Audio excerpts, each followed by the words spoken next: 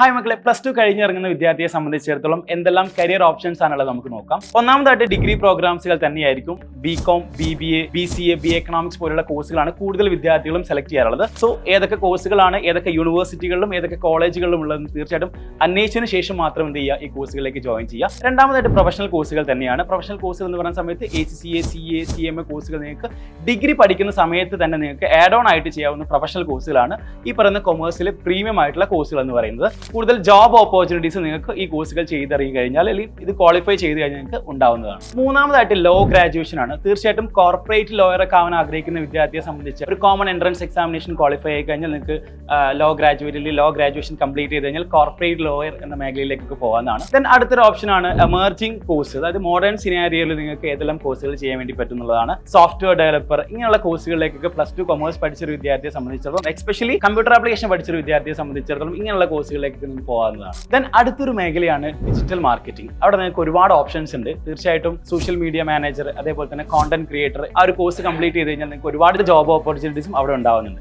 Then വളരെ പ്രധാനപ്പെട്ട ഒരു മേഖലയാണ് ഹോട്ടൽ മാനേജ്മെന്റ്. ഹോട്ടൽ മാനേജ്മെന്റിൽ നമുക്കറിയാം വിദേശത്തും ഇന്ത്യയിലും ഒരുപാട് ജോലി സാധ്യതയുള്ള ഒരു മേഖലയാണ്. തീർച്ചയായിട്ടും ഒരു ഡിഫറെന്റ് ആയിട്ടുള്ള ഒരു എക്സ്പീരിയൻസ് തരുന്ന ഒരു കോഴ്സ് തന്നെയാണ്. കുറച്ചുകൂടി ക്രിയേറ്റീവായിട്ട് ചിന്തിക്കുന്ന വിദ്യാർത്ഥികൾക്കും അല്ലെങ്കിൽ ക്രിയേറ്റീവായിട്ട് എന്തെങ്കിലും കാര്യങ്ങൾ ചെയ്യാൻ ആഗ്രഹിക്കുന്ന വിദ്യാർത്ഥികൾക്കും ബെസ്റ്റ് ഓപ്ഷൻ ആണ് ജേർണലിസം ആൻഡ് കമ്മ്യൂണിക്കേഷൻ എന്ന് പറഞ്ഞാൽ. തീർച്ചയായിട്ടും ഈ കമ്മ്യൂണിക്കേഷൻസിൽ ജേർണലിസം ഓപ്ഷൻസ് ആയിട്ട് തരുന്ന ഒരുപാട് യൂണിവേഴ്സിറ്റീസും സെൻട്രൽ യൂണിവേഴ്സിറ്റീസും പ്രീമിയം ആയിട്ടുള്ള കോളേജുകളൊക്കെ തരുന്നുണ്ട്. സോ കൃത്യമായിട്ട് അന്വേഷിക്കുക. താല്പര്യമുള്ള ആളുകളാണെങ്കിൽ ആ കോഴ്സിലേക്ക് പോവാം. ദെൻ ലാസ്റ്റ് നമുക്ക് ഗവൺമെന്റ് ജോബ്സ് ഉണ്ട്. ലൈക്ക് SSC, PSC അല്ലെങ്കിൽ സെൻട്രൽ ഗവൺമെന്റ് തരുന്ന എക്സാമിനേഷൻസ് ഉണ്ട്, സ്റ്റേറ്റ് ഗവൺമെന്റ് എക്സാമിനേഷൻസ് ഉണ്ട്. സോ നിങ്ങളൊരു ഗവൺമെന്റ് എംപ്ലോയി ആവണം എന്ന ആഗ്രഹമുള്ള വിദ്യാർത്ഥികളാണെന്നുണ്ടെങ്കിൽ തീർച്ചയായിട്ടും അതിന്റെ പ്രിപ്പറേഷൻസ് ഒക്കെ +2 ശേഷം നിങ്ങൾക്ക് +2 ക്വാളിഫിക്കേഷൻ വെച്ചുകൊണ്ട് തന്നെ നിങ്ങൾക്ക് അതിന് പ്രിപ്പയർ ചെയ്യാവുന്നതാണ്, ക്വാളിഫൈ ചെയ്യാവുന്നതാണ് കേട്ടോ. +2 കൊമേഴ്സിന് ശേഷം ഇത്രയും കരിയർ ഓപ്ഷൻസ് ആണ് നമുക്ക് അവൈലബിൾ ആയിട്ടുള്ളത്. ഇത് മാത്രമല്ല ഒരുപാട് ഓപ്ഷൻസ് ഉണ്ട്. എന്നാൽ പോലും തന്നെ നിങ്ങൾ ഈ ഒരു കരിയർ ചൂസ് ചെയ്യുന്ന സമയത്ത് ഇതെല്ലാം കൃത്യമായിട്ട് അന്വേഷിച്ചതിന് ശേഷം നിങ്ങൾക്ക് ഏത് ഓപ്ഷനാണ് നിങ്ങൾക്ക് ചെയ്യാൻ വേണ്ടി പറ്റുന്ന കാര്യം തീർച്ചയായിട്ടും ഉറപ്പിച്ചതിന് ശേഷം മാത്രം ചൂസ് ചെയ്യുക. സോ എല്ലാവർക്കും ഓൾ ദി ബെസ്റ്റ്.